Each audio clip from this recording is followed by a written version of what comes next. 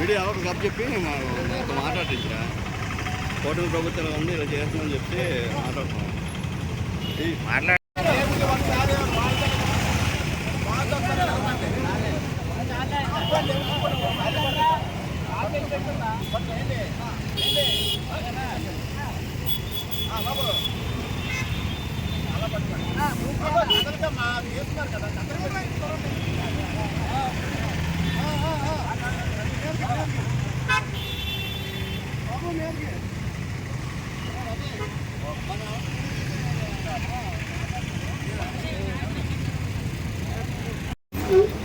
మన ఆంధ్రప్రదేశ్ కూటమి ప్రభుత్వం నారా చంద్రబాబు నాయుడు నాయకత్వంలో ముఖ్యమంత్రి గౌరవనీయులు నాయకత్వంలో మన నిరుపేద రాయి గ్రామాలందరినీ ఉద్దేశించి ఈరోజు ప్రతి ఒక్క సెకండ్ సోర్కి కూడా 200 యూనిట్లు ఉచితంగా కరెంట్ ఇవ్వడానికి ఒక జీవో రూపంలో కూడా జీవో నెంబర్ 69 జీవో రూపంలో కూడా విడుదల చేయడం చాలా శుభజోతుకం.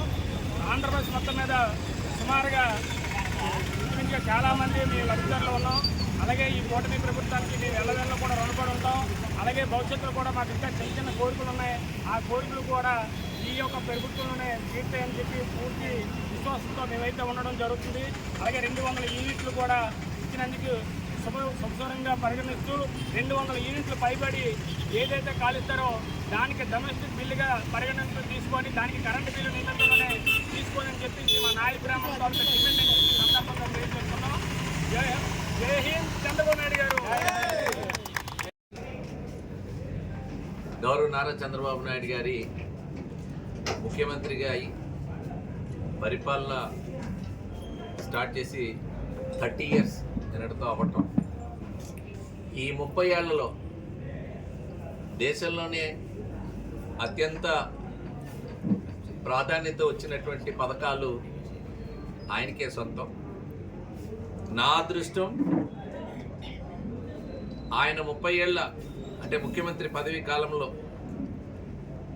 నేను కూడా అంటే నేను జడ్పీటీసీగా ఎన్నికైన నాడు ఆ కాలంలోనే 2095 నుంచి నేను జడ్పీటీసీగా ఉన్నాను.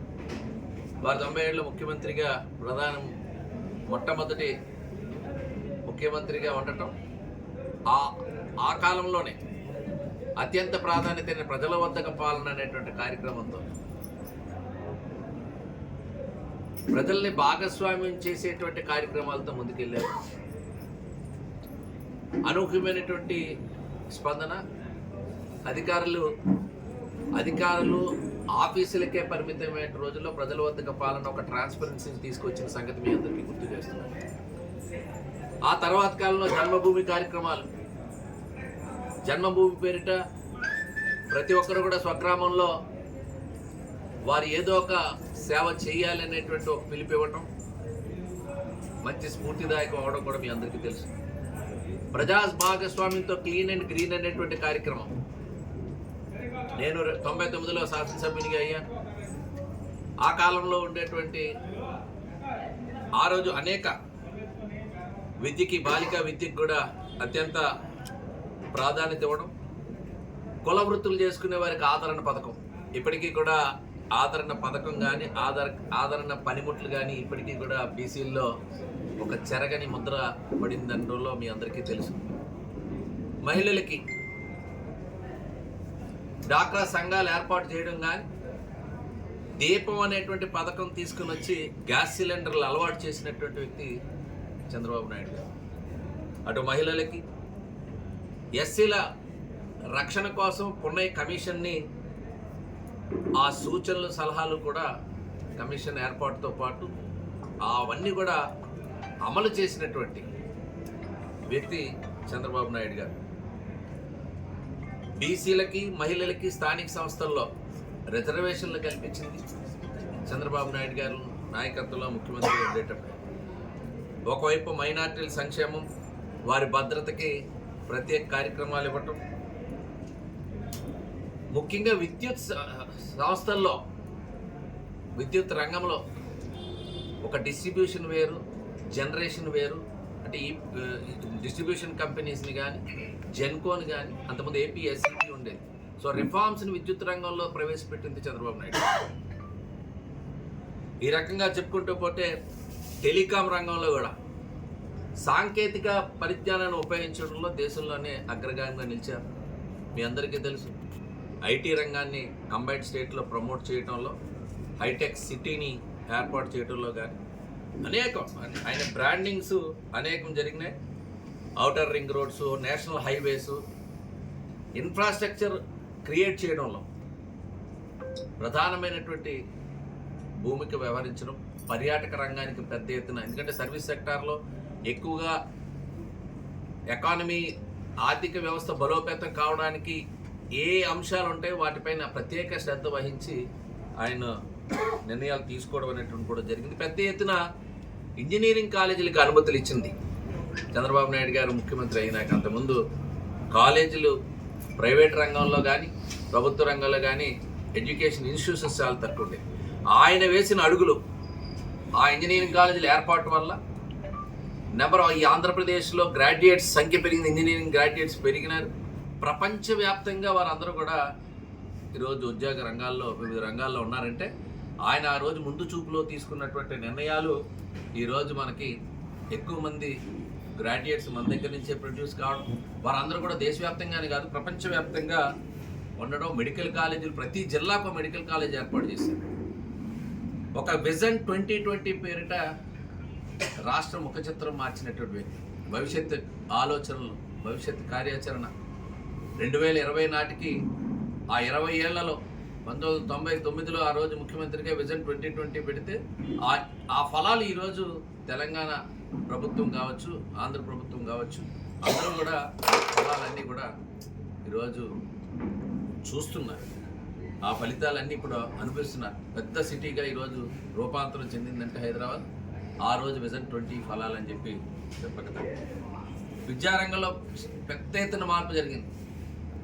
ఈరోజు ఉండేటువంటి టీచర్ల సంఖ్యలో తీసుకుంటే, టీచర్ల నియామకంలో చూసుకుంటే, మొన్న డిఎస్సితో పాటు లెక్క పెట్టుకుంటే 1,80,000 మంది టీచర్ల నియామకం ఈ రాష్ట్రంలో ఒక్క చంద్రబాబు నాయుడు గారు ముఖ్యమంత్రిగా హయాంలోనే జరిగిందంటలో మనందరికీ కూడా ఆశ్చర్యం కలిగించేటువంటి అంశం. ఇంత పెద్ద ఎత్తున ఉపాధ్యాయులు విద్యారంగంలో ప్రమాణాలు పెంచాలంటే విద్యార్థులకు తగ్గ రేషియోలో ఉపాధ్యాయులు ఉండాలనేటువంటి మరి ఉద్దేశంతో వారు చేయడం.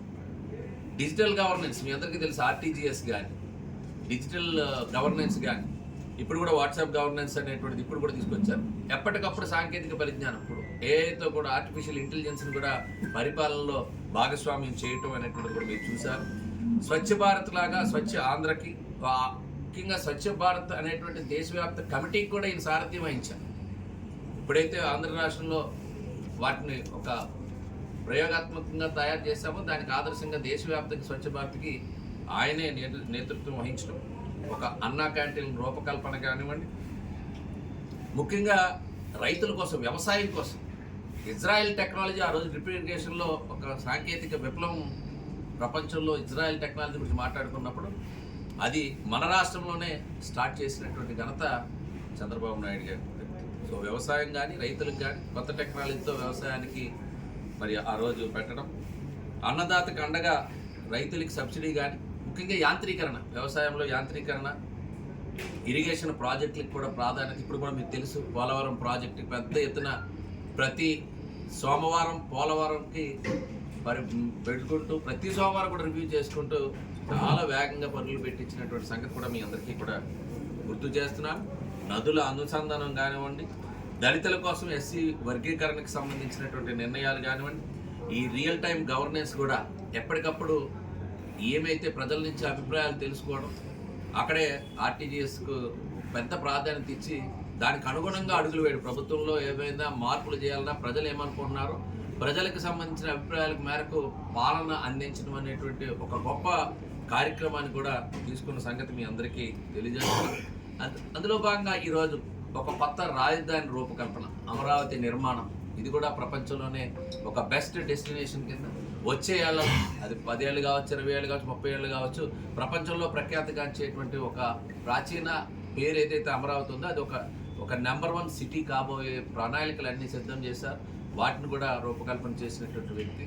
మరి ఈ రకంగా వెళ్తూనే ఈరోజు కొత్తగా ఒక పథకంతో P4 మోడల్ ప్రైవేటు పార్ట్నర్షిప్తో ప్రభుత్వం పరిపాలన ప్రజలు, ప్రైవేటు అందరూ కూడా భాగస్వామ్యంతో ఒక P4 మోడల్ తీసుకొని వచ్చారు. మీ అందరికీ తెలుసు.